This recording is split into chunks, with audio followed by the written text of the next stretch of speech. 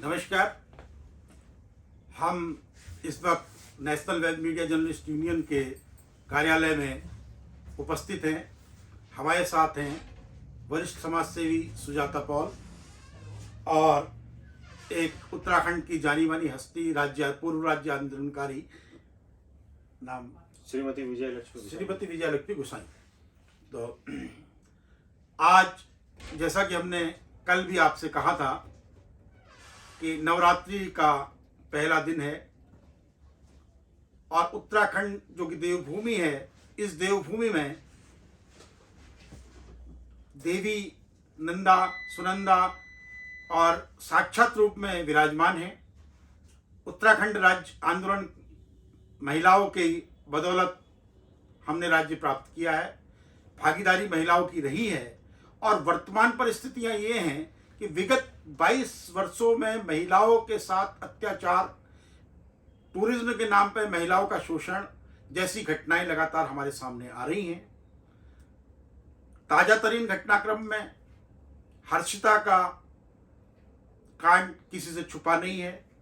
उसे उजागर करने वाले, सबसे पहले सोशल मीडिया पर लाने वाले हमारे संगठन मंत्री साथी आशुतोष नेगी हमारे साथ मौजूद हैं।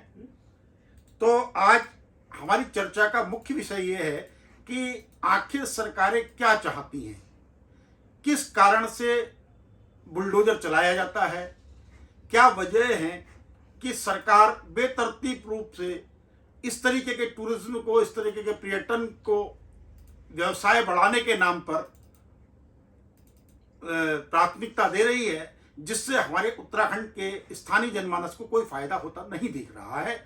बल्कि जो यहाँ का स्थानीय जनता है, जो यहाँ की स्थानीय महिलाएं हैं, जो यहाँ का स्थानीय युवा है, वो अपने आप को शोषित और उपेक्षित महसूस कर रहा है। आइए इन तमाम विषयों पर चर्चा करने के लिए हम आपको ले चलते हैं सुजाता जी के पास, गोसाई मैडम के पास। आपका हार्दिक स्वागत है इस मंच पर और कृपया आप अपनी बात अपने स्तर पर हमसे ज़्यादा, क्योंकि आप महिला हैं और आप एक लंबे समय तक जुड़ी रही हैं, तो आप हमसे ज़्यादा, क्यों हम तो सिर्फ घटनाक्रमों पर चलते हैं, हम घटनाक्रमों को रिपोर्ट करते हैं, तो हम घटनाक्रमों के आधार पर ही बात करते हैं। लेकिन आप एक कुल महिलाओं के परिप्रेक्ष्य में, उत्तराखंड की समूची महिलाओं के परिप्रेक्ष्य में, भारतवर्ष की महिलाओं के परिप्रेक्ष्य में आप अपनी बात रख सकती हैं। तो आप शुरू करेंगी? मैं थोड़ा सा जोड़ दूं इसमें। आपसे जो सवाल है वो सवाल ये है कि आप राज्य आंदोलनकारी रही हैं खुद, और राज्य बनने का मकसद ये था कि पहाड़ की जो महिलाएं हैं उनकी आवाज़ को ढंग से सुना जाए कि उनकी दिक्कतें क्या हैं। उत्तर प्रदेश से अलग एक पहाड़ी राज्य इसीलिए मांगा गया था। और आज जिस तरह से जो हमारे लिए इस समय आज नवरात्र का दिन है, पहला नवरात्र है, और दुखद पहलू ये है कि हम इस नवरात्र को ढंग से मना नहीं सकते, शुभकामनाएं नहीं दे सकते, क्योंकि हमारी जो एक बेटी है, पहाड़ की बेटी है, कल ही उसकी जो है नृशंस हत्या की गई और शायद उसके साथ बलात्कार भी किया गया हो। और जो सरकार की जो जांचें हैं वो कहीं पहुंचती भी नहीं दिखाई देती। पीएम रिपोर्ट अभी आई नहीं है। जो क्राइम सीन था रिजॉर्ट, उसे खुद विधायिका तोड़ देती हैं यमकेश्वर की। तो आप क्या कहेंगी, ये राज्य किस दिशा में जा रहा है? पहले तो मुझे पता नहीं, एक हफ्ते से जब से केस हुआ है, मतलब ऐसे हो गए हैं रात दिन उसी के पीछे रह के कि मन बिल्कुल विचलित है और क्या करने कहाँ से किया जाए। तो सबसे पहले मैं नवरात्रों की जो है आपके चैनल से सबको पहले बधाई देती हूँ। और ये नवरात्रे हमारे लिए प्रतीक हैं, बुराई पे अच्छाई का प्रतीक है। और जो हमारे साथ उत्तराखंड में इतनी बड़ा कांड हुआ है, ये भी इसी से जुड़ के अगर हम देखा जाए तो जैसे माँ, हम उत्तराखंड की दुर्गा माता थी, उनको राक्षस उस समय इसी तरह से राक्षस थे, उन्होंने उस राक्षस का नव श्रृंगार करते करते जब वो भाग गया, आपका जम्मू पहुंचा और वहाँ पे पहुँच गया, तो वहाँ तक गए, उन्होंने उसका सिर को धड़ के अलग कर दिया। यही हमारी उत्तराखंड की पहचान। और हम नारियाँ भी ऐसी हैं उत्तराखंड की। और जिस समय उत्तराखंड राज्य अगर मिला है तो ऐसे ही दुर्गा माता की जैसी महिलाओं ने आगे करके हम लोगों ने इसको जो राज्य तक लिया है। और राज्य की कल्पना क्या थी कि हमारी भौगोलिक परिस्थितियां बहुत गंभीर थी, दूर दूर तक महिलाएं घास लकड़ी लेकर के परेशान थी कि चलो रोजगार नहीं होता है, राज्य मिलेगा तो रोजगार मिलेगा।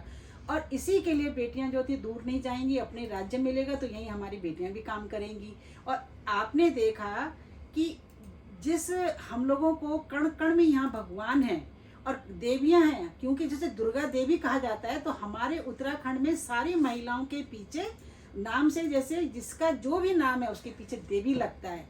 हमारे लिए गर्व की बात है कि देवियों की भूमि होकर के और ऐसे राक्षस अगर हमारे उत्तराखंड में आए हैं, तो मैं सोचती हूँ कि अंकिता भी एक देवी के रूप में अगर प्रकट हुई है, तो हम लोगों को उसने अपनी अस्मिता बचाने के लिए इतना संघर्ष किया है और एक वीरांगना के रूप में वो प्रकट हो गई है। तो हम लोगों को उत्तराखंड राज्य क्यों लिया था, हमने इसीलिए उत्तराखंड राज्य लिया था कि जिस समय राज्य की कल्पना थी कि हमारा छोटा सा राज्य, 1 करोड़ भी नहीं थी जनसंख्या उस समय, केवल 80 लाख या 85 लाख के करीब थी। बिल्कुल सही है। कौन आ गए हैं इस उत्तराखंड में जो इतने हमारे पूरे उत्तराखंड को भ्रष्टाचार की तरफ ले जा रहे हैं, माफियाओं की तरफ ले जा रहे हैं, या फिर आए दिन कांड हो रहा है। एक उत्तरकाशी लड़की का कांड भी कुछ दिन तक उछला समाप्त हो गया। आपके अब इतना मैं बता दूं कि अगर आप उठा के देखेंगे इस आंकड़े, तो 3000 बेटियां उत्तराखंड से अभी मिसिंग है। उत्तराखंड राज्य लिया इसीलिए लिया था कि हमारी बेटियां पढ़े, क्योंकि हमारे उत्तराखंड में एक और विशेषता है बेटियों की। हमारे यहाँ बेटियों को पूज्य माना जाता है। आज तक हमारी बेटियां जैसे होती है तो खुशी मनाई जाती है।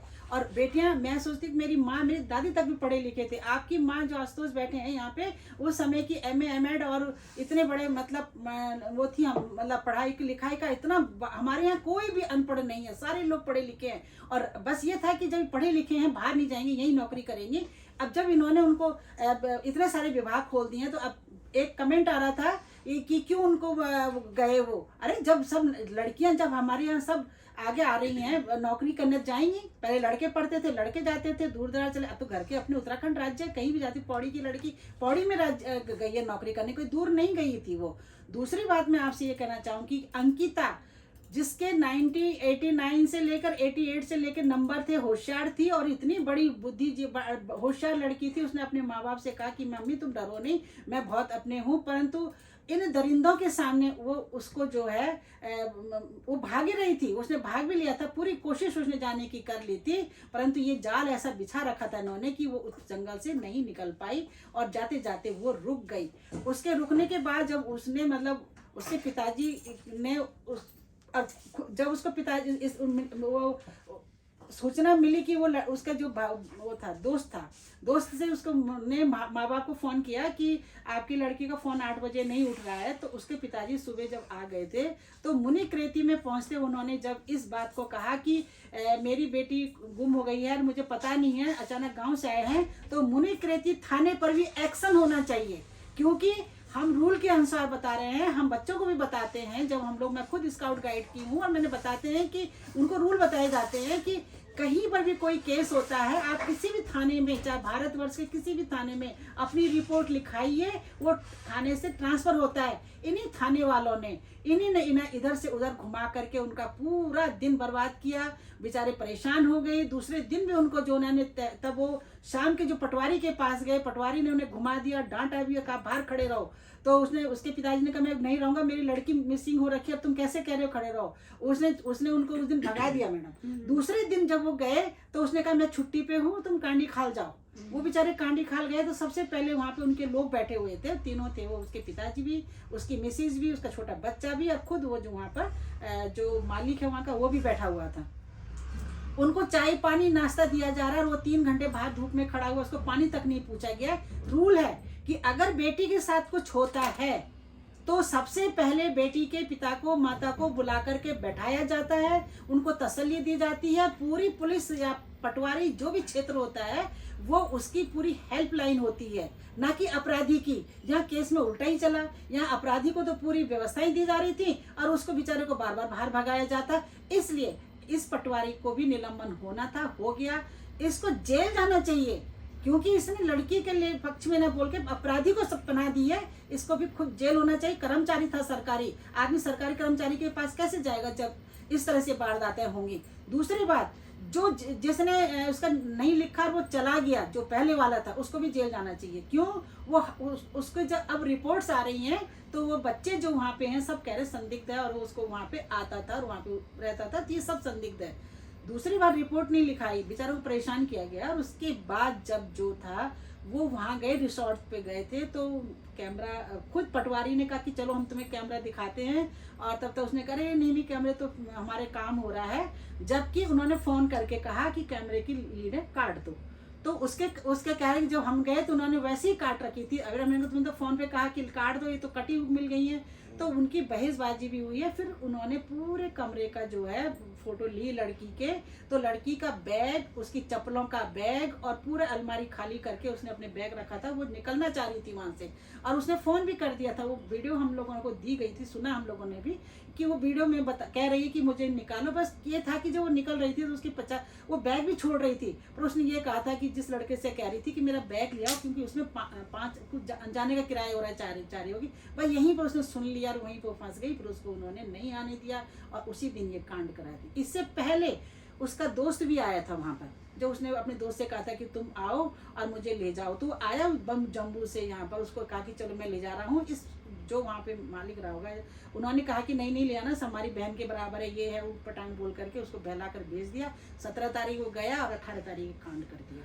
ठीक, क्योंकि मेरे ख्याल से लगता है कि अंकिता को जो वहाँ पे लड़के थे कर्मचारी, उन्होंने सारी घटनाएं बता दी थी, वो डर गई थी अब, और उसको किया है, उन्होंने कहा है कि हमारे गेस्ट आएंगे, तुम ऐसे करना वो करना। जो हमने देख रहे हैं उसमें जो वीडियो में बता रहा था, वो भी बता रहा था जो लड़का जम्बू वाला था, कि उसने ऐसे ऐसे सारी उसमें चैटिंग करी। उसने कहा मैं फ़ोन नहीं कर रही हूँ, ये पीछे से सब खड़े होके मेरे गेट पे खड़े हैं, मैं केवल उसने अपनी उसको जो सारी सूचनाएं दी।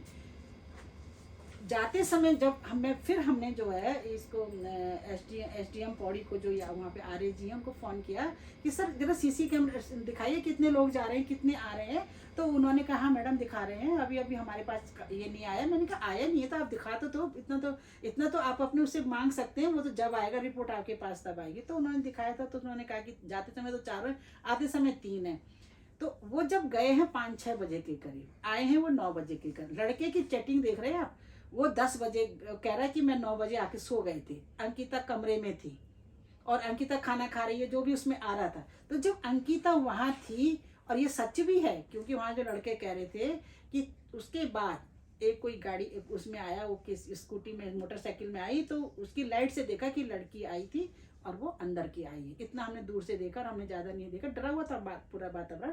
तो वो क्या हुआ, ये कब मरी, क्या हुआ, ये पूरा एक उसने, अच्छा देखो कितनी सरलता से कह रहा है वो कि जब मतलब मैंने उसको धक्का दिया, ये दिया। कोई कहता है ऐसा?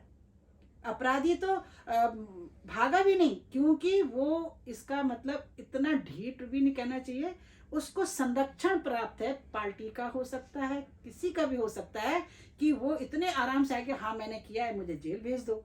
मतलब ये बड़ा ये चीज़ें मतलब देखने। फिर जो लड़की की जब लाश आई थी, तो हमने जो वहाँ पे महिलाएं थी वहाँ पे उनको पूछा कि इसके कपड़े सने या कितना है। वो कह रही दीदी ऐसे लग रहा है जैसे बॉडी कल ही फेंकी होगी, क्योंकि उसकी स्वाइलिंग थी। 1 हफ्ते की बॉडी में बहुत कुछ परिवर्तन आ जाते हैं, वो परिवर्तन उसमें नहीं आए। उसके दांत टूटे हुए थे और उसके जो चोट थी, फोटो आता है उनका, डॉक्टर की रिपोर्ट आती है, उस पर चोट लगी हुई है और उसको उन्होंने कहा नहीं कि हम जब तक रिपोर्ट नहीं आएगी हम लड़की को नहीं जलाने देंगे। तो उन्होंने लिख दिया कि उस पर वो लगी हुई है और वो जो क्या कहते हैं चोट लगी है। जो लोगों ने देखा वही क्या कहते हैं, ये डॉक्टर ने लिख दिया। तो डॉक्टर ने क्यों उसको मोर्ची में ले गए थे, जब उन्होंने पूरी रिपोर्ट ही नहीं देनी थी। रिपोर्ट इतनी जल्दी 24 घंटे के अंदर नहीं, बल्कि तत्काल।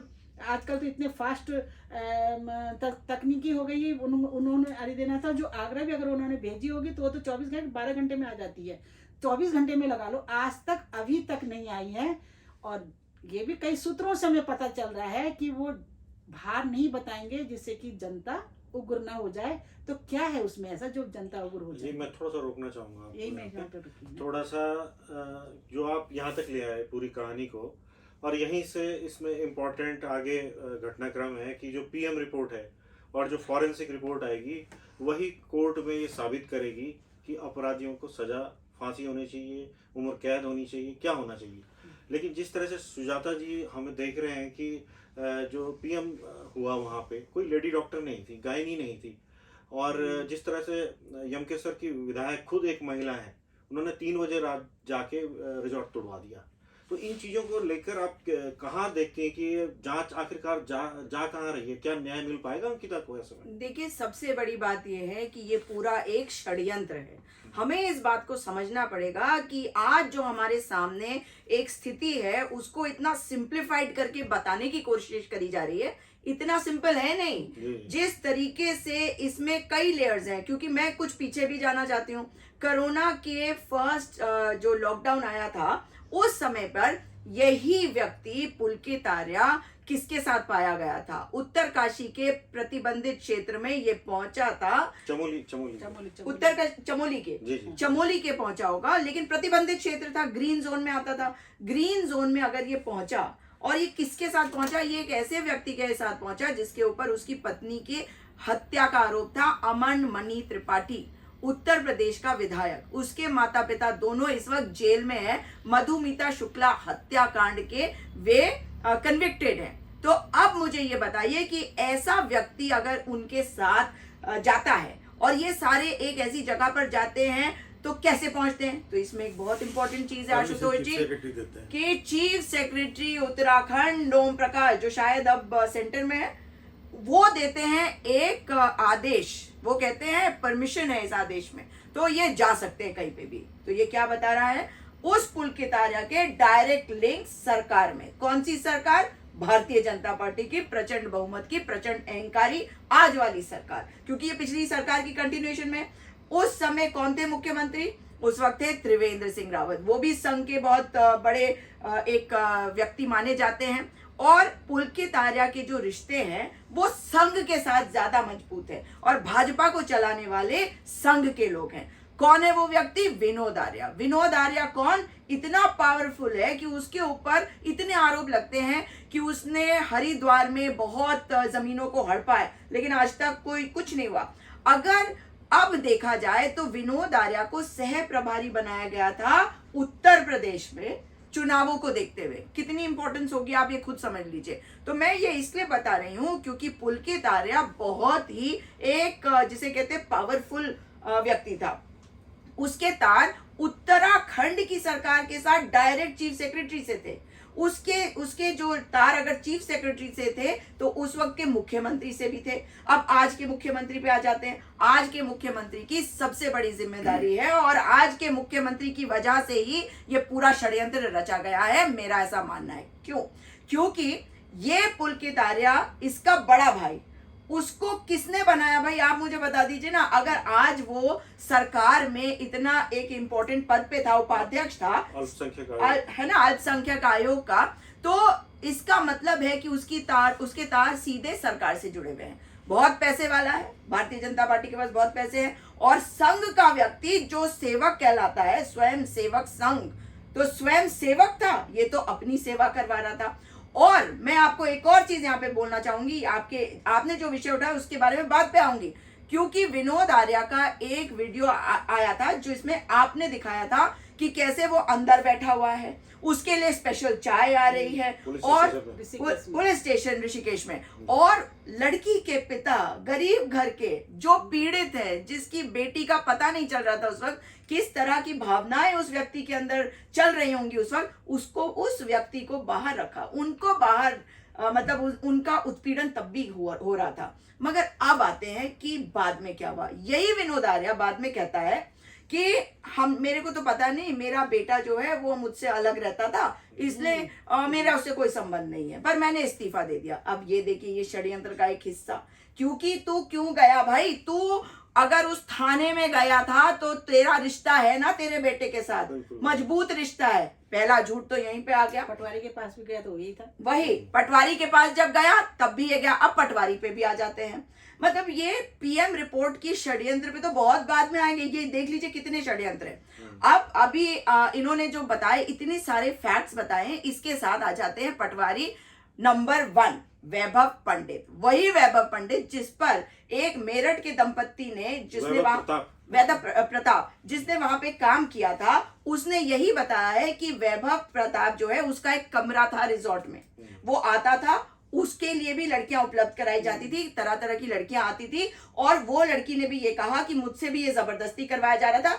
और मैं ये रिपीट इसलिए कर रही हूँ क्योंकि उसके ऊपर भी चोरी का इल्जाम लगाया गया था, फिर किसी तरह से वो अपने पति के साथ वहां से रातों रात भागी। उसी प्रकार पुलकित की मिसेज ने कहा कि यहाँ से भाग। हाँ, पुलकित की वाइफ ने कहा। अब देखिए, जब हम बात करते हैं अब क्या हुआ, अब यही वैभव प्रताप का नाम आ रहा है बार बार, मगर जो सस्पेंड हुआ है उसका नाम तो विवेक आ रहा है। तो वैभव प्रताप को वो कंप्लेंट आई, यानी कि जो मिसिंग कंप्लेंट दर्ज करी वो वैभव प्रताप ने करी। उसके बाद वो छुट्टी उसके बाद उसे पता है कि कुछ षड्यंत्र चल रहा है, इसलिए मैं कह रही हूँ षड्यंत्र है, षड्यंत्र चल रहा है, तभी तो छुट्टी पे गया। वो छुट्टी पे भाग गया, उसके बाद एक दूसरा पटवारी आता है। अब सरकार देखिए कैसे करते हैं, जैसे होता नहीं है कि किसी एक्सीडेंट में बताया कि ड्राइवर चला रहा है और चला रहा मालिक होता है, उसी तरह से वैभव प्रताप को इतना उसका वैभव है, उसका इतना प्रताप है कि वो भगा दिया गया, और जिसको बलि चढ़ाया वो विवेक नाम का व्यक्ति है। अब दोनों ही हरिद्वार से आते हैं, तो ये क्या बता रहा है, ये बता रहा है ना कि एक और बड़ा सा षड्यंत्र है।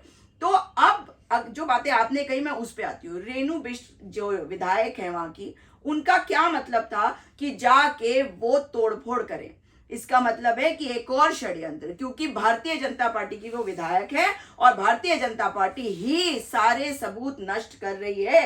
आशुतोष जी, ये सबूत आपने डीजीपी के बयान सुने होंगे, वो कहते हैं कि जो लड़की की हत्या हुई वो पुल पे हुई है ना, बराज पे, और वहां पे किसने बताया, ये बताया जिसने उसे मारा, अपराधियों। हाँ, तो पुलकित आर्या ने जो बताया, डीजीपी महोदय ने उसको बिल्कुल पूरा सच मान लिया। मतलब जो एक अपराधी है, जो एक हत्यारा है, जो शायद बलात्कारी भी है, उसकी बात को इन्होंने मान लिया। तो है नहीं है दोबारा से षड्यंत्र की बात, क्योंकि अगर ये कह रहे हैं कि वो लड़की वहां पे मार के फेंकी गई, क्योंकि मैं पौड़ी पुलिस की जो फर्स्ट रिपोर्ट आई उसकी बात करना चाहती हूँ, उसमें इन्होंने स्टेटमेंट इशू किया था कि लड़की को पहले मारा गया फिर नहर में फेंका गया। फिर उत्तराखंड पुलिस का आता है कि वो धक्का, क्यों ये दिखाना चाहते थे षड्यंत्र फिर से, कि दिखाना चाहते थे कि धक्का मारा तो वो गलती से लग गया हाथापाई में और बहस हुई थी और उसमें वो गिर गई, डूब गई, यानी कि बचाने की कोशिश। मैं आपको एक टेक्निकल पॉइंट यहाँ पर रोकना चाहूंगा कि मर्डर और कल्पेबल होमिसाइड,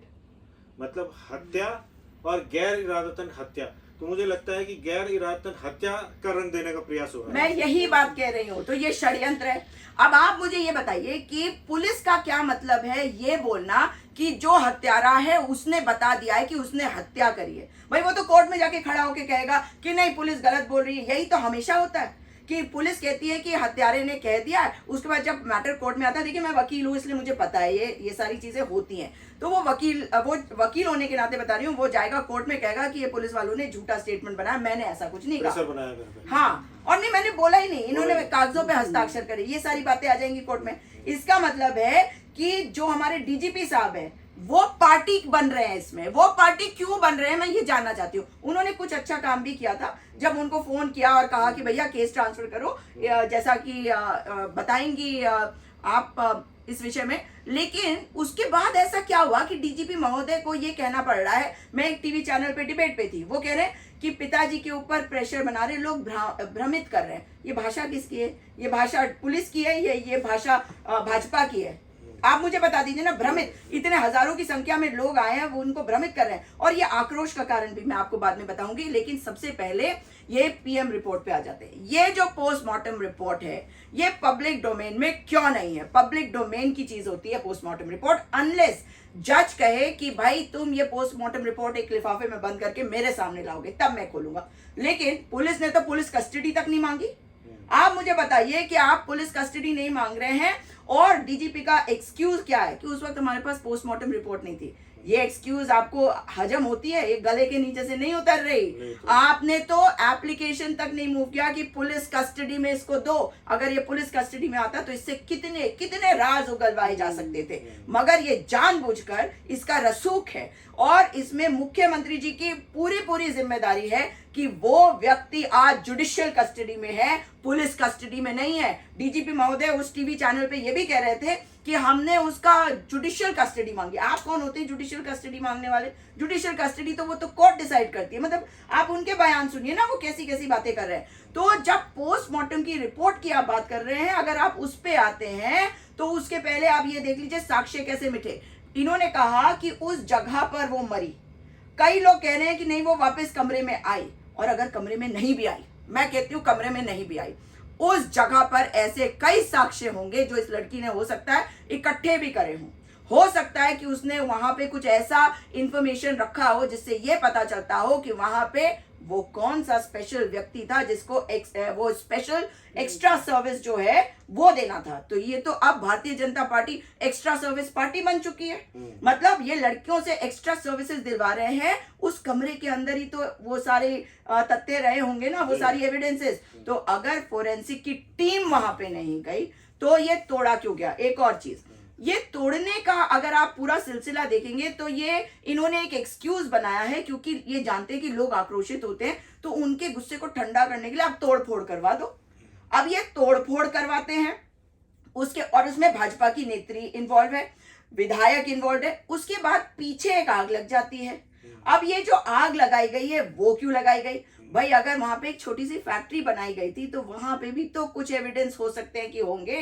सारे एविडेंस मिटाए गए हैं। ये मैं बहुत जिम्मेदारी से कह रही हूँ और एक वकील होने के नाते कह रही हूँ, क्योंकि जिस तरीके से पूरा मैटर हुआ है बिना स्पेशल फोरेंसिक टीम के, ऑर्डिनरी पुलिस तो एक साइबर का केस नहीं हल कर पाती, तो वो क्या करेगी ऐसे केसेस। मगर आखिरी बात, पोस्टमार्टम रिपोर्ट। जब पोस्टमार्टम की रिपोर्ट हुई, आपने साझा इसलिए भी नहीं किया क्योंकि उसमें कुछ तथ्य हैं जो आप छुपा रहे हैं। दूसरी बात, उसमें क्या सब कुछ है? क्योंकि कोई भी गायनेकोलॉजिस्ट, जैसे आपने अभी जिक्र भी किया, कोई गायनेकोलॉजिस्ट, कोई फीमेल डॉक्टर वहां मौजूद नहीं थी। तो इसका मतलब है कि अगर लड़की के साथ बलात्कार हुआ, इसको छुपाना चाहती है ये सरकार, क्योंकि वो जानते हैं कि अब कानून इतना मजबूत हो चुका है कि अगर प्रूव हो जाता कि उसने बलात्कार किया है तो वो सीधा फांसी पे चलता। फिर रेयर और रेयरेस्ट ऑफ रेयर केस की बात नहीं है। निर्भया के बाद जो केसेस हैं हम देख रहे हैं कि उसमें ये वाला कानून अब लगने लगा है, और इसके ऊपर सजाए मौत की जो तलवार लटक रही है ये उससे बचा रही है। और एक आखिरी बात, 2013 में पॉश एक्ट आया था, prevention of sexual harassment at the work place. उसके लिए हर जगह पे एक आईसी कमेटी होती है, इंटरनल्स कंप्लेंट्स कमेटी। मैं भी एक यूनिवर्सिटी में कंप्लेंट्स कमेटी की मेंबर रही हूं, तो मुझे पता है कि उसकी एनुअल रिपोर्ट जो है वो बनाकर सारे केसेस, जितने केसेस होते हैं उनके जाते हैं डीएम को।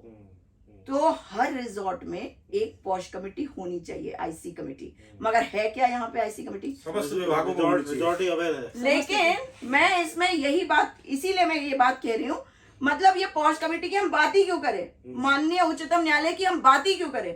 क्योंकि मुझे तो ये भी पता है कि सचिवालय में कुछ साल पहले तक कोई पॉश कमेटी थी ही नहीं, वहां इंटरनल कंप्लेंट कमेटी नहीं थी।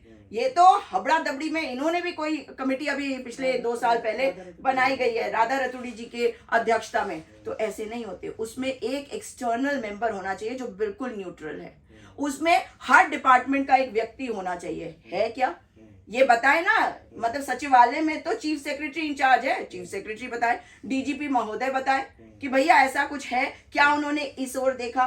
तो ये सारी चीजों को देखकर ये साफ है कि हत्या वहां पर हुई जहां पे ये बता रहे हैं, या कमरे में हुई, या कमरे में वो वापस आई, वहां लड़ाई झगड़ा हुआ, फिर इसको लेकर गए, फिर कुछ ऐसा हुआ, ये अभी क्लियर नहीं है। एक गाड़ी की भी बात आ रही है, वरना गाड़ी की, काली वरना, जिसमें 4 लोग आए थे। लड़की के लिए पूछा उन्होंने, उसके बाद वो गाड़ी जो है वो जब बताया लोगों ने कि नहीं साहब चले गए हैं वो ऋषिकेश की तरफ, तब ये लड़के भी अच्छा चले गए, ये भी चले गए। तो इन 4 लोगों का क्या रोल था? वो जो वीआईपी गेस्ट है उसका पता लगाना जरूरी है, और ये पता लगाना जरूरी है कि वहां कौन कौन आया करते थे। कोई तो रजिस्टर होगा, या रजिस्टर ही नहीं बनाया इन्होंने। किस किस को ऑब्लाइज किया? पुलकित आर्य ने, पुलकित आर्य के पिता विनोद आर्य ने, और कहां कहां के लोग वहां आते थे, क्योंकि 100% है कि आरएसएस और बीजेपी के लोगों को ऑब्लाइज करवाने के लिए वो वहां लाते होंगे, क्योंकि ऐसी कई लड़कियां हैं जिनकी ऐसी बातें निकल के आ रही हैं। जैसे पल्लवी नाम की एक लड़की का भी आ रहा है कि वो वहां से गायब भी हो गई है, तो अभी तक मिसिंग है। पूजा है उसका नाम, तो पूजा है। तो इस तरह और भी कई लड़कियां हैं। हाँ, तो देखिए अब मतलब प्रियंका के नाम इस तरीके से बताइए, आप सोचिए ना कि मतलब हद हो गई है कि एक और लोगों का आक्रोश देखिए। ये बात मैं जोड़ दूं आपको, आक्रोश क्यों है? उत्तराखंड जो है वो महिलाओं के बलिदानों से बना राज्य है। यहाँ पे हमने मुजफ्फरनगर कांड देखा था, जहाँ महिलाओं का कैसे बलात्कार हुआ, उनकी हत्याएं हुई, आज तक पता ही नहीं चला, सजा नहीं मिली, उस सजा का हम आज भी इंतजार कर रहे हैं। हम किसी भी दल के साथ क्यों ना हो, क्या हमारी जिम्मेदारी नहीं है कि हम अपनी महिलाओं के लिए खड़े हों?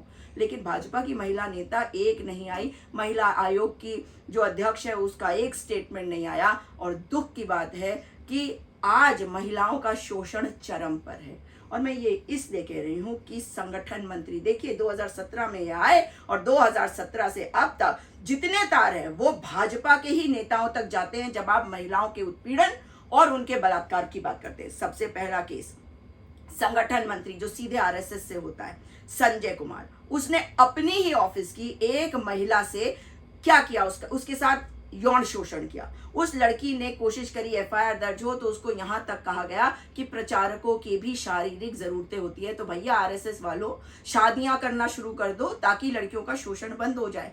भैया ऐसे लोग नहीं चाहिए हमारे को समाज के अंदर। फिर उसके बाद वो तो गायब हो गया यहाँ से, उसको कोई और पोस्ट कहीं और बताते हैं दे दी गई हरियाणा में या कहीं और। फिर आता है दूसरा केस, और ये केस जो है मैं आपको आज मुझे मतलब मैं आई फील विंडिकेटेड आशुतोष जी, क्योंकि जब उस लड़की का केस आया, वो मासूम बच्ची जिसने एक छोटी सी बच्ची को जन्म दिया था, नाम नहीं लूंगी उसका केस अभी कोर्ट में चल रहा है क्योंकि द्वाराहाट के विधायक महेश नेगी ने उसका यौन शोषण किया, उसको शादी भी करवा दी उसकी, मतलब पिताजी की माताजी उसके कह रहे हैं कि भाई शादी कर लो, घर वाले कह रहे हैं, तो उसने कहा कि शादी कर लो। शादी करने के बाद उसका यौन शोषण चालू रहा, वो बुलाता था, उसका यौन शोषण करता था। एक दिन वो उसको यहाँ के बड़े अस्पताल में ले गया, वहां पर उसका अबॉर्शन कराने के लिए। वो लड़की ने मुझे खुद बताया है कि मैम मैंने वो दवाई नहीं खाई क्योंकि मुझे डर लग गया था कि ये मेरा अबॉर्शन करा रहा है। मगर लड़की होशियार थी और लड़की बहादुर थी, वो जानती थी कि इसको तो मैं सबक सिखा के रखूंगी, इसने मेरा जीवन बर्बाद कर दिया। मगर अब देखिए सेम चीज यहाँ पर द्वाराहाट का विधायक महेश नेगी, हर पार्टी के साथ उसके बड़े अच्छे रिश्ते हैं, उसने इस लड़की के ऊपर अपनी पत्नी के द्वारा एक ब्लैकमेलिंग का केस दर्ज करवाया। अब आप मुझे बताइए, ब्लैकमेल तो वही करेगा ना जिसके पास कुछ होगा आपका, तो यानी कि ये भी प्रूव करता है कि भैया तुम्हारा कोई सीक्रेट उसके पास था, इसीलिए वो ब्लैकमेल कर रही थी। लेकिन उसके ऊपर कितना दबाव डाला गया, उसको कितना तंग किया गया, उसकी एफआईआर दर्ज नहीं करी जा रही थी। आखिर में एफआईआर दर्ज हुई, डीएनए टेस्ट ऑर्डर हुआ, मगर आज तक डीएनए टेस्ट नहीं करवाया महेश नेगी ने। वो लड़की उसकी बेटी से कम उम्र की है।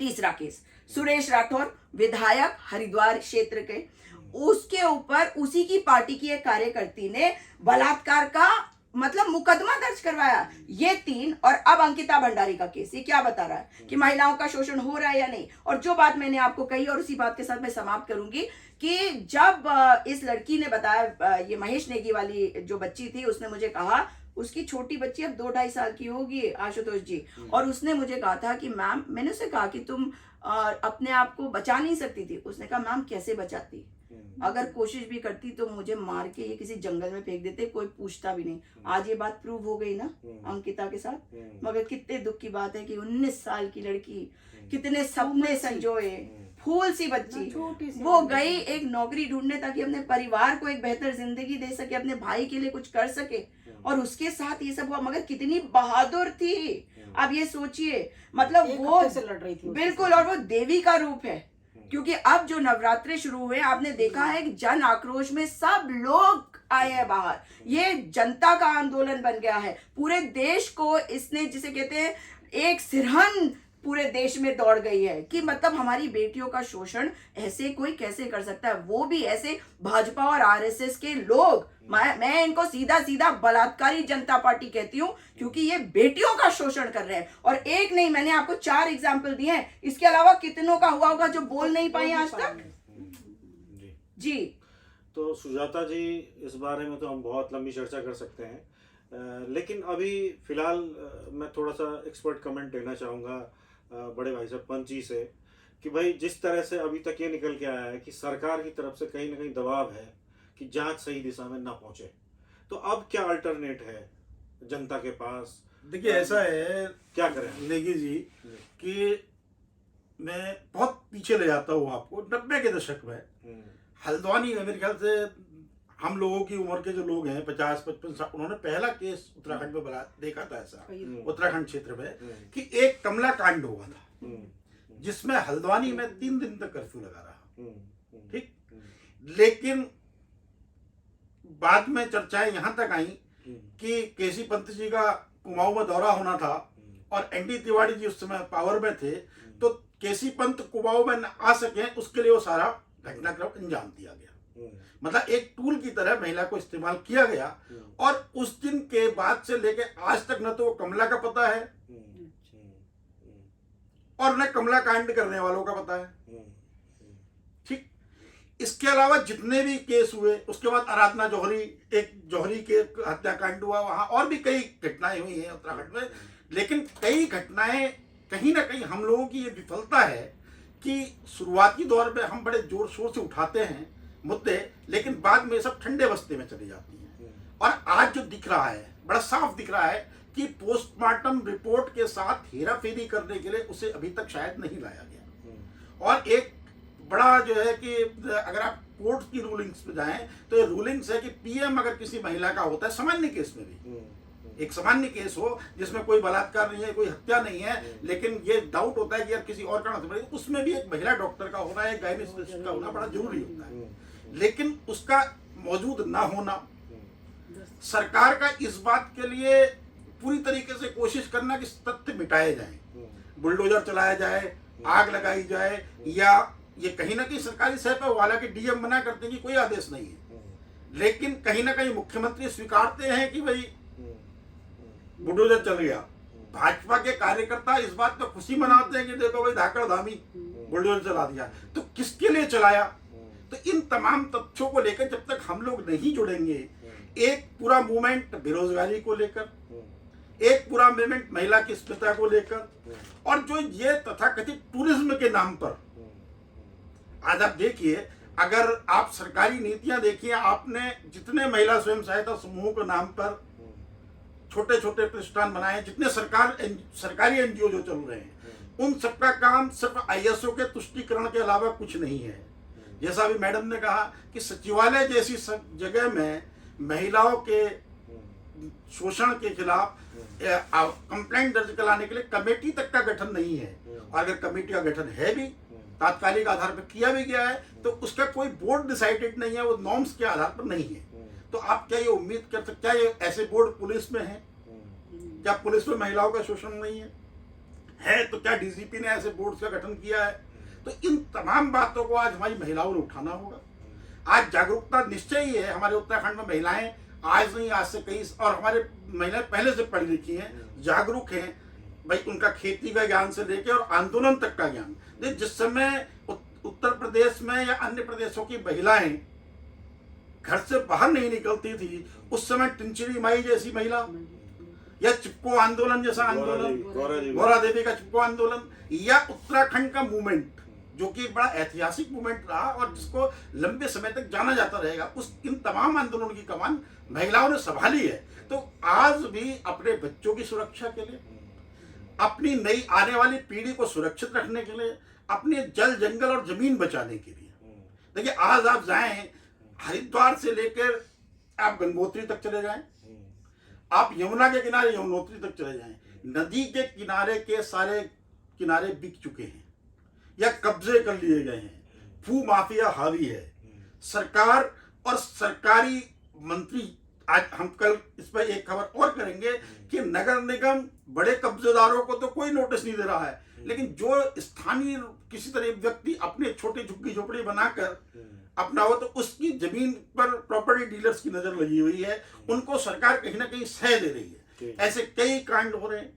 और सबसे बड़ा मजे की बात यह है कि इस प्रदेश में आवाज उठाने वाले पत्रकारों को, मैंने कल भी ये बात कही थी कि आवाज, पिछली बार जब शिव प्रसाद सेमवाल बंद थे तो मैडम भी मेरे ख्याल से हमारे साथ आंदोलन भी थी, तो हमने एक लंबा आंदोलन किया था। उसके बाद राजेश शर्मा को इन्होंने पूरी तरीके से उत्पीड़ित किया, जेल में बिना किसी मुकदमे के बंद रखा। तो आज इन तमाम चीजों की होनी चाहिए, जांच होनी चाहिए कि पुलिस अगर किसी को उठाकर बंद कर देती है, देखिए हमारे लिए तो नियम बना दिया आपने कि आप अगर जेल में चले गए, आपका कोई मुकदमा साबित होता है या नहीं होता, आप पे कोई तथ्य होता या नहीं होता, लेकिन आपकी मान्यता रद्द कर दी जाएगी आपके हथकड़ी लगती। लेकिन उस पुलिस वाले के लिए, उस सरकारी अधिकारी के लिए ऐसा कोई नियम नहीं है कि आप पे अगर गलत मुकदमा करता है तो उसका क्या होगा। आज आपने युवाओं का, जो युवा विरोध कर रहे थे सरकारी नीतियों का, सरकार की, उन पे आपने कहीं ना कहीं कोचिंग इंस्टीट्यूट तक में लेटर्स जारी करके ये कहा कि भाई आप अगला एग्जाम नहीं दे पाएंगे अगर आप विरोध करेंगे। आप किस तरीके से यूथ को डरा रहे हैं? क्या आप ऐसे डरा पाएंगे या ये एक नए आंदोलन का आगाज होगा? एक बड़ा प्रश्न है कि उत्तराखंड क्या सने सने एक नए आंदोलन की ओर बढ़ रहा है, या हम जो है कि इतना दब चुके हैं, कुचले जा चुके हैं कि हमें सिर्फ अपनी रोजी रोटी तक मतलब रह गया है। तो ये एक बड़ा जागरूकता का प्रश्न है। अब जैसे आपने एक मुद्दा उठाया, इस मुद्दे की शुरुआत आपने की और उसका निष्कर्ष ये है कि लगातार अब आपके पास टेलीफोन आ रहे हैं कि भाई हम आपको मार देंगे, हम ये तो इसकी तो जमानत हो जाएगी, हम आपको देख लेंगे। तो इस तरह के घटनाक्रमों में पुलिस का क्या रोल रहेगा और कौन लोग इसको कर रहे हैं, क्या इसकी जांच की जाएगी? ये बहुत सारे ऐसे प्रश्न हैं जो आगे आने वाले। देखिए, चुनाव लड़ना, चुनाव जीतना, ये अपने आप, भाई भाजपा आज ये कह दे जनता के बीच में आके, भाजपा के मुख्यमंत्री ये कह दे कि भाई हम तो कहें आप 50 साल मुख्यमंत्री रहिए, लेकिन जनता को कम से कम जो सुरक्षा का बोध है, जो उसकी न्यूनतम जरूरतों का बोध है, उसको देने की गारंटी आखिर कौन देगा? आज इस मुद्दे पर भाजपा का महिला मोर्चा मौन है, आज भाजपा का जो है महिला आयोग मौन है, तमाम जो आयोग, जो संगठन, जो तमाम तरीके से सम्मेलन करते हैं, महिला सशक्तिकरण मंत्री अगर आप इन विषयों पर इनसे समय लेने की कोशिश भी करते हैं तो कहते हैं साहब हमें पार्टी से ऐसा आदेश नहीं है कि आप कुछ बोलें। भाई अगर आपकी पार्टी का आदेश, तो आदेश वाला व्यक्ति बता दीजिए, इन विषयों कोई तो बोलेगा। माननीय मुख्यमंत्री जी को चाहिए था कि इस विषय पर एक बयान मीडिया के सम्मुख देते, किंतु अफसोस का विषय है कि ऊर्जावान मुख्यमंत्री, युवा मुख्यमंत्री जिन्हें माना गया था, वो भी इस जो है ज्वलंत मुद्दे पर मौन है, बेरोजगारी के मुद्दे पर मौन है कि आखिर होगा क्या, प्रदेश किस ओर जाएगा, किस दिशा की ओर जाएगा, ये एक बड़ा सवाल है। ये एक चीज मैं जरूर कहना चाहूंगी, every action has an equal and opposite reaction. जितना आप किसी को दबाएंगे उतनी बुरी तरह से वो, जब ज्वार भाटा फटेगा ना, तो बहुत बुरी तरह से फटेगा। और जिस तरीके से ये डराने वाली जो राजनीति चल रही है, देखिए ये बात जो अभी आपने कही ना, वो बिल्कुल साफ है कि भारतीय जनता पार्टी का चाल चरित्र चेहरा है क्या। वो चाहते हैं कि लोग दबे रहें, वो खुद दबे हुए गुलाम है, वो व्यक्तिवाद की राजनीति करते हैं, वो दबे कुचले लोगों को और दबाना चाहते हैं, और क्योंकि वो खुद ही दबे हुए, मतलब उनको ये अधिकार नहीं है एक लोकतंत्र में कि आप मंत्री हैं तो आप बोल सके। अगर आपको कोई पावर दी गई है, अधिकार दिया गया है, तो वो जनता ने आपको अधिकार दिया है, उस अधिकार का इस्तेमाल आपको जनता के लिए करना है, जनता के संरक्षण के लिए करना है, अपराधियों के संरक्षण के लिए क्या। और ये देखिए, जिस तरह से भाजपा वाले बोलते हैं ना, हमें इस पे बोलने का मनाही है, तो भाई तो तुम मंत्री क्यों बन रहे हो, तुम आयोग के अध्यक्ष क्यों बन रहे हो, उपाध्यक्ष क्यों बन रहे हो, कोई पोस्ट ही क्यों ले रहे हो? अगर तुम्हारे को ये पोस्ट दी जा रही है, वो इसलिए दी जा रही है क्योंकि वो जनता तुम्हें चुन रही है, और फिर तुम अपमान कर रहे हो जनता का, जनता के मैंडेट का, ये कहकर कि हम इस पे कुछ नहीं कर सकते, कुछ बोल नहीं सकते। और ये आज की बात नहीं है, मैं ये देख रही हूँ, जब से 108 का आंदोलन देखा मैंने, आयुष छात्रों का देखा, जो होता है, अगर कोर्ट में कोई मतलब कुछ रिलीफ मिल जाए तो ठीक है, वरना बेचारे मरे कुचले सब इधर उधर घूम रहे होते हैं। ये क्या, किस तरह की राजनीति है भाजपा की? ये तो लोगों को भी जागना पड़ेगा, लोगों को भी उठना पड़ेगा कि आप किसके चक्कर में पड़ गए हैं। आपको मुफ्त का राशन, अरे उस माँ से पूछो ना जिसके बेटे को नौकरी नहीं मिल रही है, उस माँ से पूछो कि इस मुफ्त का राशन क्या करोगी। अगर अच्छी शिक्षा दी है, उसे अच्छी नौकरी मिल जाती है, तो तुम्हें मुफ्त का राशन नहीं, वो तुम्हारे को क्या क्या नहीं देगा। वो प्रधानमंत्री थोड़ी है कि माँ को टूटे चश्मे के साथ घुमाएगा और खुद जो है महंगे महंगे चश्मे पहनेगा। वो माँ को लाइनों पे लगाएगा और महंगी महंगी गाड़ियों में महंगे महंगे कपड़े पहन के प्रधानमंत्री घूमेंगे। ये नहीं है हमारी संस्कृति, ये नहीं है हमारा संस्कार। हमारे संस्कार जो है वो माता पिता की इज्जत करने वाली है, अपने आप को आत्मनिर्भर बनाने की है। और इसीलिए जब देश की आजादी की लड़ाई लड़ी गई थी, तो इसीलिए लड़ी गई थी कि हम आजाद हो जाएं, और हम आजाद हो जाएं ताकि हम सोचे आजादी के साथ, हम खाएं आजादी के साथ, हम कपड़े पहने आजादी के साथ। इसलिए नहीं कि ये इस धर्म का है, वो उस धर्म का, इस बातों पे लड़ाई करे। तो मुझे बड़ा दुख होता है कि जनता जो है वो जागरूक नहीं हो पा रही, क्योंकि आपने देखा होगा आशुतोष जी कि मुझे याद है हमारे तो माता पिता ने सिर्फ यही सिखाया कि भाई आपको अंधविश्वासों में नहीं पड़ना, आपको लोगों को जागरूक करना, और वही उसी रास्ते पे सबको ही चल रहे थे। अचानक से आपने देखा 2014 में और फिर 2017 में उत्तराखंड में हर कोई जो है रिग्रेसिव थिंकिंग की तरफ चल रहा गया कि नहीं हमारे को तो इस चीज को बस ऐसे ही करना है जैसा हमारे को बता दिया गया। मतलब अपनी सोच से आप बिल्कुल हट रहे हैं, और यही सरकार चाहती है। सरकार की जिम्मेदारी होती है लोगों को जागरूक करना, मगर एनजीओज के ऊपर आप प्रहार कर रहे हैं, आप लोगों को जागरूक भी नहीं होने दे रहे हैं। ये दुर्भाग्य है आज, इसलिए लोगों को जागना पड़ेगा, उठना पड़ेगा। एक फाइनल कमेंट आपसे लेके, हाँ। और क्योंकि काफी लंबा डिस्कसन भी हो चुका है, क्योंकि अभी नवरात्र का है मैं- और लगातार हम महिलाओं को हाँ। मौका देंगे और शायद आपको फिर से दोबारा आमंत्रित करें। एक फाइनल कमेंट आपकी तरफ से। ये आप अफसोस में एक थोड़ा दिमाग में मेरी बात आई। कल हम बहुत आक्रोशित थे, हर चीज़ में ऐसा है ऐसा है ऐसा है। कल मैंने फ़ोन किया, उसकी माँ को बोला, उसे कहा कि आप क्या करना। मैंने कहा आप ना लड़की को देखने आओ, क्योंकि माँ के अंदर एक रह जाता है ना। तो उसकी माँ ने कहा कि और कितनी दूर है, 3 किलोमीटर जंगल में है वो लोग, पकड़ के उसको ला करके श्रीनगर ला गए। मैंने कहा इनकी पिताजी से बात कराओ। तो हर कोई व्यक्ति जो जिनके 8-10 लोगों जो हमारे गांव के थे, उन सबसे कहा कि कहाँ हैं, कि वो तो अंदर कैद कर रखे हैं, वो बाहर ही नहीं आने दे रहे हैं। तो मैंने कहा फ़ोन तो पहुंचाओ, उसे ये बोलो कि अपनी पत्नी को तो दिखा दे कम से कम। वो बेचारी उसके उसमें बेहोश का मतलब हो गई थी, तो उसको थोड़ा उन्होंने बंद, उसको जरा हॉस्पिटल में भर्ती कर दिया था। उसके बाद सचेत हो गई थी। जब ये 6 घंटे 6 दिन जो है वहाँ लगा सकते हैं, तो कल इन्होंने जनता के सामने शाम को 4 बजे आज 6 बजे जो है अंत्येष्टि के लिए ले जा रहे हैं। तो हमारे यहाँ रात को नहीं होती है। और इसके बाद में उसके ताऊ जी पूरी फैमिली उनकी श्रीनगर में रहती थी, और श्रीनगर में रहने के बाद किसी को नहीं दिखाया। पिता को कहा, आपने देखा होगा कि पिता तो उसके 10 दिन से जब पागल टाइप का सा हो गया था। उस व्यक्ति को तो कुछ होश ही नहीं था। जो लोग होश वाले थे उनको तो सपोर्ट नहीं कर रहे थे। हमने कहा फोन तो दे दो, कल फोन ही नहीं हुआ। फिर किसी से हमने कहा कि भैया उनको फोन दो, अंदर बैठे हैं, कौन है अंदर और पता नहीं कौन है, वो बाहर नहीं आने दे रहे हैं। और जब लाए वो, तो उन्होंने सीधा लाए और उसको उठाया। और क्यों? वो लड़की की माँ इंतजार कर रही कि मैं अपनी लड़की को देखूंगी। तो मैंने जब पूछा कि तुमने क्या, बस मुख्यमंत्री जी का फोन आया, वो उतने में कि जो है ये लोग हैं, ये जो राजनीतिक लोग हैं, तुम कहाँ आ रहे हो, क्या कर रहे हो। और ये मैं आपको बता दूं, वो भाजपा का सक्रिय कार्यकर्ता है। और लड़की का पिताजी, और उसी जिस भाजपा के लिए उसने 2-3 महीने तक प्रचार किया, वो विधायक वहां तक अभी तक उसके घर पे नहीं आया है। और ऐसे अपने ही लोगों को, अपने कार्यकर्ताओं को इस तरह से हरासमेंट करेंगे। उसकी माँ को उन्होंने दर्शन नहीं कराने दिया। आज तक वो मेरे पे भी गुस्सा हो रही है कि तुमने दर्शन।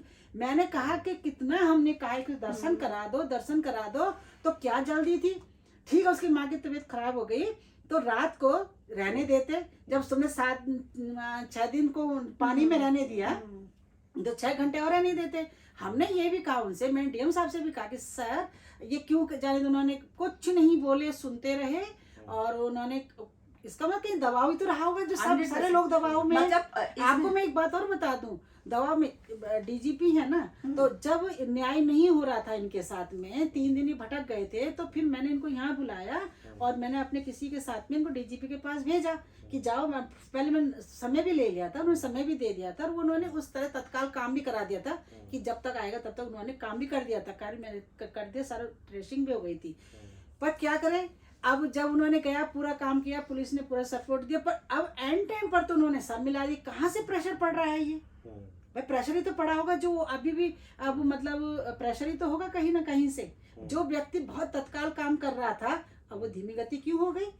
या मतलब ये जो मतलब मेरा कहने का मतलब है कि वो जो व्यक्ति पूरी तत्परता से काम कर रहा था, अब आप ही कह रहे हो कि मैंने तो नहीं सुना, पर आप ही कह रहे हो कि इस तरह से कह रहे थे, तो शायद में कहीं प्रेशर ही तो पड़ रहा होगा। नहीं, उनकी भूमिका संदिग्ध है, इस पे कोई दो राय नहीं। ये जो भी है, जो मेरे को जितना मैं आपको बता रही हूँ। दूसरी बात है कि आपने देखा कि जब वो बॉडी को ला रहे थे, तो पिता को उन्होंने अंदर कर दिया, बॉडी को रखा और चल दिए। अरे कैसे चल दिए तुम? उसके ताऊ जी हैं, उसके भाई है, उसका माँ वहाँ पे बैठी हुई है, तो कैसे? ये संदिग्ध ये था, क्योंकि कुछ लड़के लोगों ने, हमारे गांव के जो लोग थे, उन्होंने ये कहा है कि ये नहीं उठेगी यहाँ से, कल तक नहीं उठेगी। सारा गांव वहाँ पे मौजूद था।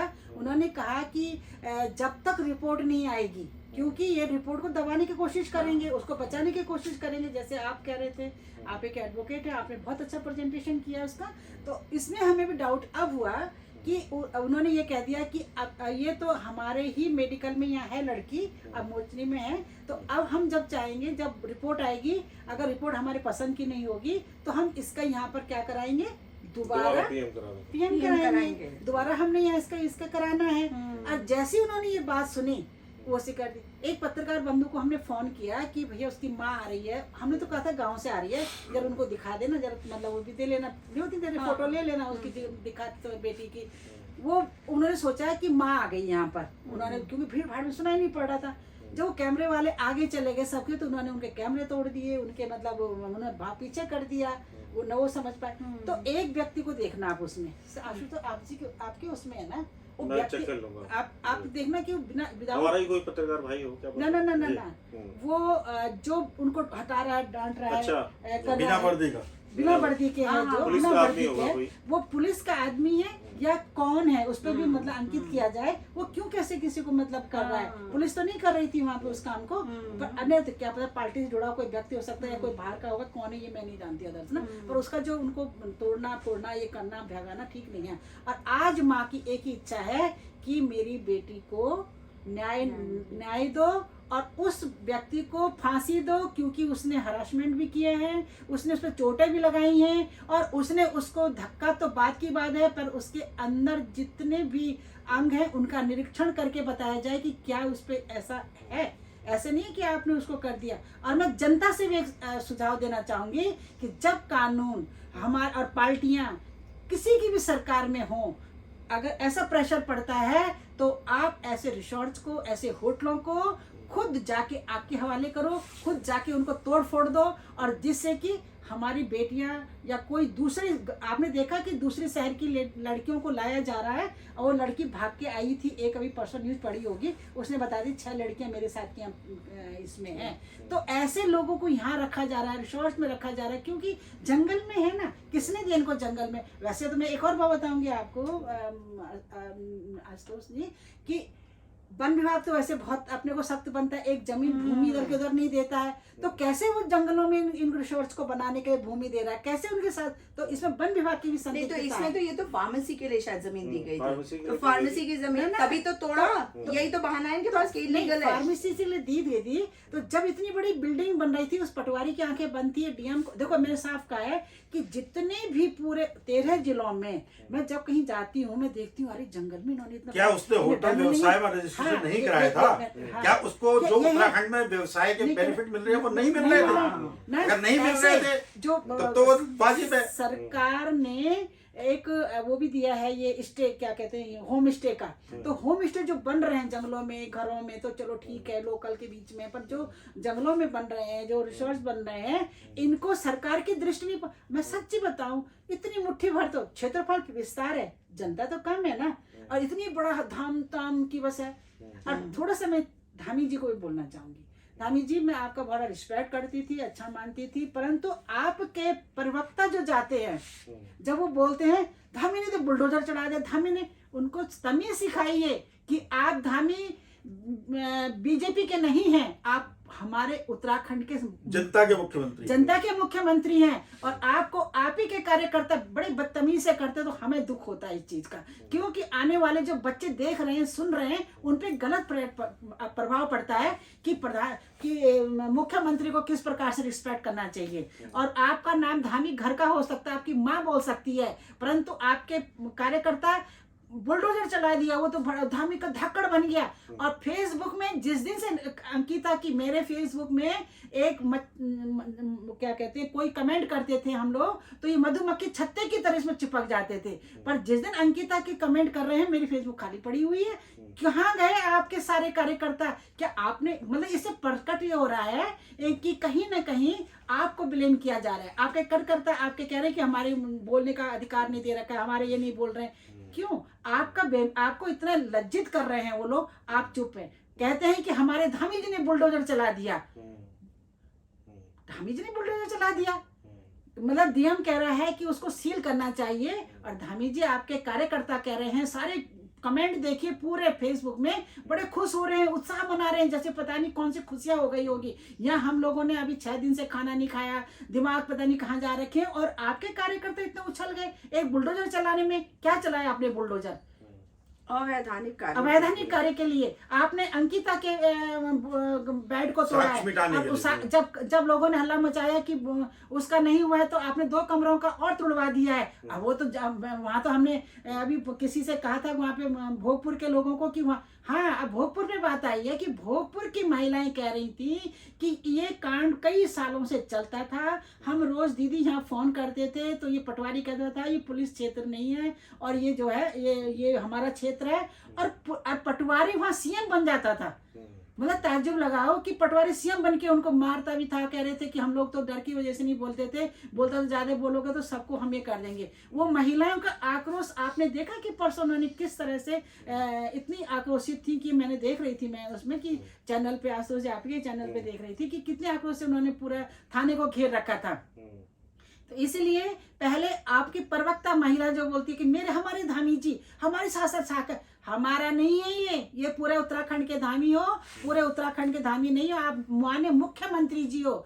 ऐसे बोले कि हमारी सरकार बोल सकते हैं आप, हमारे माननीय मुख्यमंत्री जी बोलिए। तो ये बोलना छोड़े जिससे कि आप इसका अंकित कर रहे हैं कि केस हम कर रहे हैं, यानी आप खुद अपने आप प्रकट कर दिया कि इस केस में धामी जी इन्हें करा रहे हैं और धामी जी करवा रहे हैं। ये हम नहीं बोल रहे हैं, ये आपके जो टीवी चैनल पे प्रवक्ता बोल रहे हैं, आपके कार्यकर्ता बोल रहे हैं, और आपके कार्यकर्ता आपको धाकड़ धामी जी बोल रहे हैं। क्या सच है कि पूरा होटल को गिरा दिया गया है? क्यों इतना झूठ बोल रहे हो? सामने होटल खड़ा है, 3 कमरों में 3 गढ़वाली भाषा में उड़ार करे इन्होंने, दीवार तोड़ी थी उड़ार करेली। समझ गए होंगे धामी जी आप भी मेरी भाषा को। तो मैं इसी शब्दों के साथ एक न्याय वाली बात बोलना चाहूंगी, अंकिता को न्याय मिलना चाहिए। और ये उत्तराखंड का पहला केस है कि इतनी जनता या तो आंदोलन में निकली थी या तो फिर अंकिता के साथ निकली है। अगर न्याय नहीं मिलेगा तो अब जनता न्याय करेगी, चाहे कोई भी व्यक्ति हो। पार्टियां कोई खराब नहीं होती हैं, पार्टी में जो व्यक्ति खराब होता है उस व्यक्ति को घसीट करके मार पीट के और उसको जेल डाला जाएगा। पार्टी अपनी जगह सब अच्छी होती है भाई साहब, मैं सही बता रही हूँ। उसमें जो व्यक्ति गंदा होगा हम उस व्यक्ति के प्रति एक्शन लेंगे। पर आशुतोष जी जिस तरह की बातें अभी इन्होंने करी है उससे तो ये साफ है कि मुख्यमंत्री जी की जिम्मेदारी है ना, वो सेवक है। तो जब तक मुख्यमंत्री जी इस्तीफा नहीं देंगे तब तक इस मामले में सही तरीके से जांच नहीं होगी, क्योंकि उनकी भूमिका संदिग्ध हो चुकी है। और कार्यकर्ता खुद कह रहे हैं और राष्ट्रपति जी को ये भी देखना चाहिए कि यहाँ की जो कानून व्यवस्था कितनी बिगड़ चुकी है। यहाँ पे उन्हें राष्ट्रपति शासन लगाना चाहिए। हाँ, क्योंकि वो महिलाओं ने ये दर्द समझना चाहिए। उन्होंने तो अपने परिवार के लोगों को खोया है, तो वो समझ सकती हैं कि बच्चे को खोने का दर्द क्या होता है। इसलिए मेरा राष्ट्रपति जी से निवेदन है कि वो उत्तराखंड की कानून व्यवस्था बिगड़ रही है, इस कारण से यहाँ पर मुख्यमंत्री जी को बर्खास्त करें और यहाँ पर राष्ट्रपति शासन लगाएं। धन्यवाद। तो ये जो बहस थी अब ये राष्ट्रपति जी की तरफ भी पहुंच गई है, क्योंकि वो खुद एक महिला है, द्रौपदी मुर्मू जी, जिन्होंने अपने जीवन में कई कठिनाइयाँ देखी, कई दुर्घटनाएं देखी, परिवार किस तरह से उनका नष्ट हुआ वो उन्होंने देखा। तो वो मैं समझता हूँ कि उत्तराखंड की महिलाओं का जो दर्द है, जो विजय लक्ष्मी जी की आवाज़ में, सुजाता जी की आवाज़ में छलका है, उसको सुनेंगी। और मेरा धामी जी से भी अनुरोध है कि जिस तरह से फास्ट ट्रैक में सुनवाई करने की बात की है उन्होंने, तो आज पहला नवरात्र है, कल पीएम रिपोर्ट आ जाए, 9 दिन में न्याय कर दीजिए। जनता सब आपकी वाहवाही करेगी। और जो हमारा जो अंतिम नवरात्र होगा तो आपको बधाई देने हम सभी लोग पहुंचेंगे, सारी मातृशक्ति आपको पहुंचेगी। तो ये चर्चा जारी रहेगी और अगले जो नवरात्र के 9 दिन है, महिलाओं के मुद्दे पर जो अंकिता का विशेष तौर पे मुद्दा है, इस पे बहस जारी रहेगी। धन्यवाद।